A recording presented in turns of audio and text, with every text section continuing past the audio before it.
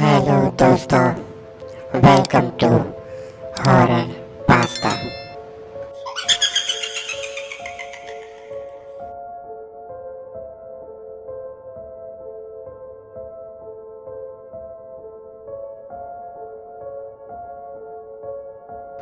Hello अस्सलाम वालेकुम दोस्तों, मैं हूं आपका होस्ट, आपका दोस्त फहाद, और आप देख रहे हैं हॉरर पास्ता।